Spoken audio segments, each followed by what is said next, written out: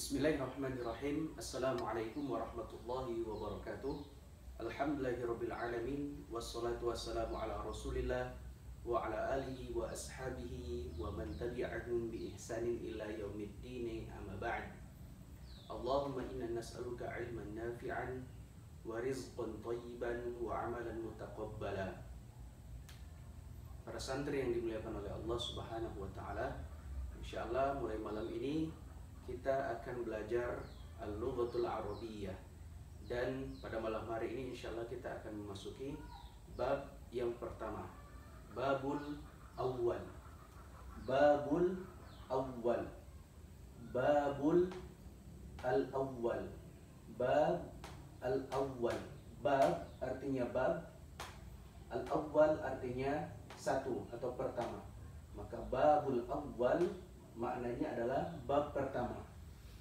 Pada bab pertama ini kita akan mempelajari tentang apa itu al-jumlatu, al-jumlatu atau al-kalamu, atau al-kalamu, al-jumlatu atau al-kalamu, al-jumlatu atau al-kalamu. Apa itu jumlah atau al-kalam?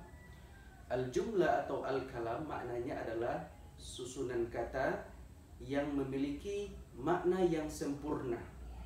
Susunan kata yang memiliki makna yang sempurna, maka itu disebut dengan al-kalam atau al-jumlah. Susunan kata yang sempurna maksudnya adalah perkataan yang bisa dipahami. Kalau perkataan itu bisa dipahami, maka itu namanya al-kalam atau al-jumlah, atau dalam bahasa Indonesia disebut dengan kalimat. Satu kalimat. Contoh, pulpen. Misalnya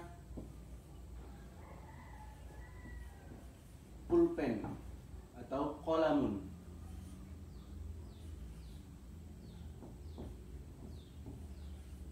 Qalamun. Pulpen tidak disebut sebagai kalimat. Kenapa? Karena tidak membentuk kata yang sempurna. Karena dia hanya satu kata. Sementara jumlah atau al-kalam adalah susunan kata yang memiliki makna yang sempurna. Maka pulpen ini dia bukanlah pulpen atau al-kalam, bukanlah jumlah, bukanlah kalam. Kenapa? Karena dia tidak memiliki makna yang sempurna. Kita katakan pulpen. Pulpen. Nanti orang bertanya, ada apa dengan pulpen? Nah, maka ini bukan susunan kalimat yang sempurna. Kalau kita misalnya, kita katakan ada pulpen di atas meja. Ada pulpen di atas meja. Maka ini adalah susunan kata yang sempurna. Kenapa? Karena kita paham bahwasanya pulpen itu ada di atas meja. Bahwasanya ada sebuah pulpen di atas meja. Semoga dengan ini bisa paham apa yang dimaksud dengan al-jumlah atau al-kalam. Susunan kata yang membentuk makna yang sempurna. Susunan kata yang membentuk makna yang sempurna. Artinya makna yang bisa dipahami. Kemudian kalam ini tersusun dari beberapa kalimat atau beberapa kata. Itu kalam tersusun dari beberapa kalimat atau beberapa kata. Di sini al-kalimah, al-kalimatu atau kata. Al-kalimatu maknanya adalah kata. Al-kalimah kata di dalam bahasa Arab. Kata di dalam bahasa Arab itu terbagi menjadi tiga. Jadi ini namanya al-kalimah. Namanya adalah al-kalimah dan bukan kalam. Kenapa? Karena hanya satu kata. Kalau sudah tersusun dari banyak kalimat kemudian membentuk makna yang sempurna, barulah namanya adalah al-kalam. Al-kalimah kata, artinya kata. Di dalam bahasa Arab itu terbagi menjadi tiga. Al-kalimah, al-kalimatu atau kata di dalam bahasa Arab terbagi menjadi tiga. Yang pertama adalah al-ismu. Al-ismu. Al-ismu atau isim. Al-ismu, isim. Al-ismu atau isim. Yang kedua adalah al-fi'lu. Al-fi'lu, fa, ain, lam. Al-fi'lu atau fi'il. Al-fi'lu atau fi'il. Yang ketiga adalah al-huruf. Al-huruf, huruf. Al-huruf, huruf. Jadi kalimat, al-kalimah atau kata di dalam bahasa Arab terdiri dari 3. Yang pertama adalah isim, yang kedua fi'il, yang ketiga huruf. Kita akan lanjutkan makna isim. Apa itu isim? Isim atau al-ismu atau isim ini adalah kata yang menunjukkan dari beberapa makna. Isim adalah kata yang menunjukkan pertama nama. Maka nama-nama, semua nama di dalam bahasa Arab maka itu namanya isim. Semua nama di dalam bahasa Arab itu namanya isim. Nama orang, nama hewan, nama kota, atau nama sesuatu itu semuanya masuk di isim. Namanya adalah isim. Contoh, Jakarta. Ini isim. Kenapa dia isim? Karena ini merupakan nama kota, nama ibu kota. Muhammadun, isim atau bukan? Maka kita ketahui bahwasanya Muhammadun adalah isim. Kenapa? Karena dia merupakan nama orang. Kemudian berikutnya contoh lagi, Kutamubagu, Kota Mobagu. Kutamubagu, Gorontalo, kemudian apalagi Manado, itu semuanya dalam bahasa Arab kalau diarabkan masuk dalam kategori isim. Kenapa? Karena merupakan nama kota atau nama wilayah. Kemudian yang kedua, semua kata yang menunjukkan makna benda,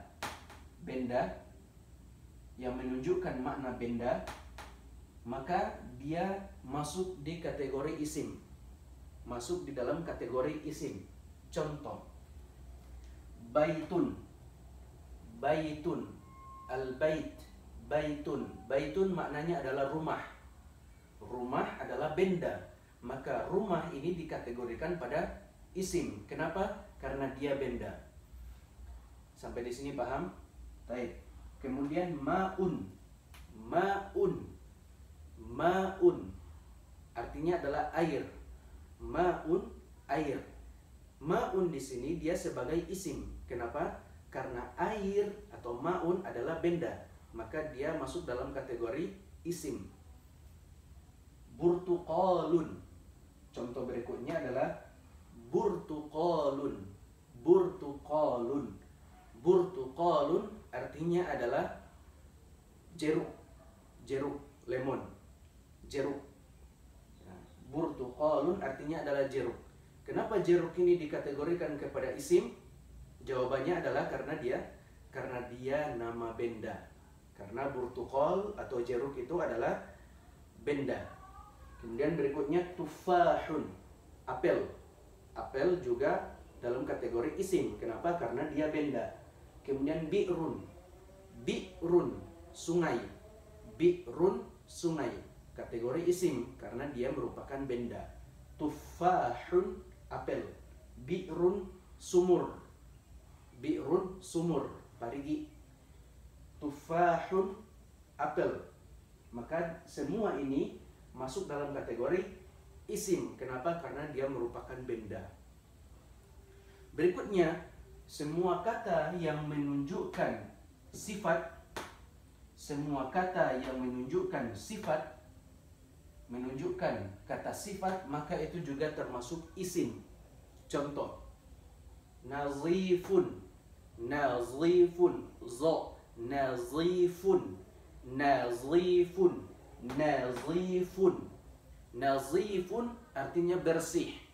Bersih ini adalah kata sifat. Bersih ini adalah kata sifat. Taib. Maka semua kata sifat, bersih, kotor, pintar, bodoh, jelek, ganteng, cantik, tinggi, pendek, ini semua kata sifat. maka semua yang memiliki kata sifat atau semua kata sifat maka dia termasuk isim. Kenapa? Karena dia kata sifat. Nazifun, bersih, dia kata sifat, dia isim. Kenapa? Karena dia merupakan kata sifat. Wasikhun, wasikhun, wasikhun merupakan kata sifat, lawan dari nazif. Kalau nazif artinya tadi apa? Bersih. Kalau wasikhun artinya kotor. Maka wasikhun ini dia merupakan isim. Kenapa dia isim? Karena merupakan kata sifat. Kenapa dia isim? Karena dia merupakan kata sifat. Karena artinya kotor. Berikutnya kabirun, kabirun, kabirun, kabirun. Kabirun artinya besar, merupakan kata sifat. Dia isim karena kata sifat. Kemudian lawannya adalah sogirun, kecil. Sogirun, sogirun, dia kata sifat. Kenapa? Dia isim. Kenapa? Karena dia kata sifat. Sampai di sini paham? Jadi semua kata yang menunjukkan makna nama, makna benda, makna sifat, maka semuanya masuk di isim. Semuanya masuk dalam kategori isim. Kemudian semua kata yang menunjukkan makna keterangan, semua kata yang menunjukkan makna keterangan, keterangan waktu, keterangan tempat, maka ini semuanya adalah isim. Jadi makna yang menunjukkan kata keterangan waktu, kata keterangan waktu, maka dia masuk dalam jenis isim. Contoh, al-ana, al-ana, al-an, al-ana, al-an. Al-ana ini artinya sekarang, sekarang, sekarang. Al-ana, maka ini kata keterangan waktu. Waktu apa? Waktu sekarang. Kata keterangan waktu artinya adalah sekarang. Artinya adalah sekarang. Karena ini kata keterangan waktu, maka dia masuk pada golongan isim. Kenapa dia masuk pada golongan isim? Karena merupakan kata keterangan waktu. Berikutnya godan. Godan, godan artinya besok. Besok, godan. Godan, besok. Ini merupakan isim. Kenapa? Karena godan ini artinya besok, dan besok ini adalah merupakan kata keterangan waktu. Maka godan masuk pada kategori isim. Kenapa? Karena dia merupakan keterangan waktu. Al-ams, al-ams, al-amsi, al-amsi. Al-ams atau al-ams, al-ams ini adalah keterangan waktu. Adalah keterangan waktu yang maknanya adalah kemarin. Al-ams, kemarin. Besok, godan. Sekarang, al-an. Al-ams, al-ams merupakan isim. Kenapa? Karena dia masuk dalam kategori keterangan waktu. Masuk dalam kategori keterangan waktu. Maka al-ams digolongkan kepada isim. Berikutnya, kata keterangan tempat. Kata keterangan tempat. Di sini, di sana, di belakang, di depan, di samping, di kiri, di kanan. Ini merupakan kata keterangan tempat. Maka dia masuk dalam kategori isim. Jadi kata keterangan tempat masuk dalam kategori isim. Contohnya adalah huna. Huna di sini. Huna di sini. Di sini huna. Huna artinya di sini. Merupakan kata keterangan tempat. Oleh karena dia masuk dalam kategori keterangan tempat, maka dia digolongkan kepada golongan isim. Kemudian hunaka. Huna di sini, hunaka di sana. Huna di sini, hunaka di sana. Hunaka merupakan juga keterangan tempat, maka dia digolongkan kepada isim. kemudian ada juga amamun, kemudian waraun, kemudian khalfun, fauqun, di atas, di bawah, di depan, di belakang. Ini semuanya kata keterangan tempat. Kata keterangan tempat. Maka dia digolongkan dalam kategori isim. Baik. Maka semua makna yang menunjukkan nama, semua kata yang menunjukkan nama, semua kata yang menunjukkan benda, semua kata yang menunjukkan sifat, semua kata yang menunjukkan keterangan waktu atau keterangan tempat, maka dia masuk dalam kategori isim. Dalam kategori isim. Contohnya, silakan tebak sendiri. Contohnya, kasur. Kasur isim atau bukan? Taib, kasur adalah isim. Kenapa? Karena dia merupakan nama benda. Karena dia merupakan nama benda. Berikutnya, kipas angin, lemari, dinding. Isim atau bukan? Benar, semuanya adalah isim. Kenapa? Karena merupakan keterangan merupakan benda, merupakan nama-nama benda. Maka semuanya masuk di isim. Baik. Berikutnya, jadi semoga bisa dipahami ini menunjukkan nama, benda, sifat, keterangan tempat, keterangan waktu. Maka semuanya masuk di isim. Nanti insya Allah akan dibikinkan soal tanya jawab di Google. Nanti tinggal dijawab di situ. Nanti akan menunjukkan siapa yang paham dan siapa yang kurang paham. Kalau kurang paham, diputar lagi videonya. Berikutnya, bagaimana tanda kita mengetahui ini isim atau bukan? Tandanya kita mengetahui dalam suatu kalimat atau misalnya di Al-Quran atau di hadis, ini kata yang merupakan isim atau bukan. Maka kita bisa lihat di sini. Pertama, tanda-tanda isim. Tanda-tanda isim yang pertama itu diakhiri dengan tanwin. Diakhiri dengan tanwin. Tanwin itu an, in, un. Maka sudah pasti dia itu isim. Kalau kita perhatikan di dalam Al-Quran atau di dalam hadis, kalau sudah ada harokatnya, kemudian ada harokat tanwin, an, in, un, maka itu adalah isim. Contohnya, Muhammadun. Muhammad ini kita ketahui dia sebagai isim. Kenapa? Pertama, dia nama orang. Yang kedua, dia berharokat tanwin di belakangnya, Muhammadun. Maka karena dia nama orang, kemudian berharokat tanwin, un, maka dia dikategorikan sebagai isim atau an, in, un, Muhammadan, Muhammadin. Maka itu semuanya adalah isim. Kenapa? Karena dia dimasuki harokat tanwin. Maka semua yang berharokat tanwin, an, in, un, maka dia masuk dalam kategori isim. Maka dia masuk dalam kategori isim tanpa perlu kita ketahui maknanya, tanpa perlu kita ketahui artinya. Maka kalau kita sudah tahu ada harokat tanwinnya, maka itu masuk dalam kategori isim. Yang kedua, tanda-tanda isim adalah dimasuki al, alif, lam, dimasuki al, alif, lam. Contohnya, misalnya ini, masjidun.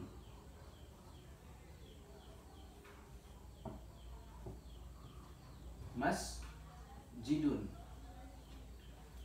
Masjidun kemudian dimasuki ditambah dengan al, maka menjadi al-masjidu. Maka al-masjidu ini kita ketahui dia sebagai isim. Kenapa? Pertama, adanya karena dia bisa dimasuki al-masjidu, maka dia termasuk isim. Semua kata yang ada al di depannya, maka itu adalah isim. Baik. Yang ketiga diawali huruf jar. Diawali huruf jarrun. Diawali huruf jar. Diawali huruf jar, jim, ro, tasydid, jar, huruf jar. Semua isim, semua kata jika diawali dengan huruf jar, semua kata yang diawali dengan huruf jar, maka setelah huruf jar tersebut adalah isim. semua kata yang diawali oleh huruf jar, maka itu adalah isim. Contohnya, ini huruf jar ada beberapa. Contohnya huruf jar itu min, ila, an, ala, fi, bi, li, ka. Min, ini huruf jar. Min, ila, an, ala, fi, bi, li, ka. Maka ini semua adalah huruf jar. Isim jika diawali dengan kata, jika diawali dengan huruf jar, maka itu adalah isim. Kata tersebut adalah isim. Contohnya, al-masjidu diawali dengan huruf min. Minal masjidi. Minal masjidi. Karena ini ada huruf jar, maka al-masjidi ini adalah isim.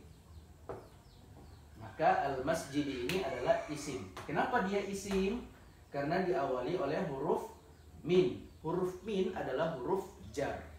Baik. Inilah pelajaran pertama kita, muqaddimah kita, yaitu babul awal tentang al-jumlah. Tentang al-jumlah atau al-kalam atau kalimat. Terdiri dari apa? Maknanya adalah susunan kata yang memiliki makna yang sempurna. Susunan kata yang memiliki makna yang sempurna. Dan kalimat atau kata terbagi menjadi 3. Isim, fi'il, dan huruf. Kemudian kita baru sampai di pembahasan isim. Isim maknanya adalah kata yang menunjukkan nama orang, nama negara, atau nama apa saja. Kemudian yang menunjukkan benda, nama benda, yang menunjukkan sifat, yang menunjukkan keterangan waktu dan tempat, maka itu semuanya makna isim. Tanda-tanda isim itu ada 3. Di sini ada 3. Yang pertama ada berharokat tanwin, kemudian dimasuki al, kemudian diawali dengan huruf jar. Nanti insya Allah kita akan buatkan soal. Kalau belum paham diulang-ulangi lagi ini sampai paham, dan kita cukupkan sampai di sini. Subhanakallahumma bihamdika asyhadu an la ilaha illa anta astaghfiruka wa atubu ilaik. Assalamualaikum warahmatullahi wabarakatuh.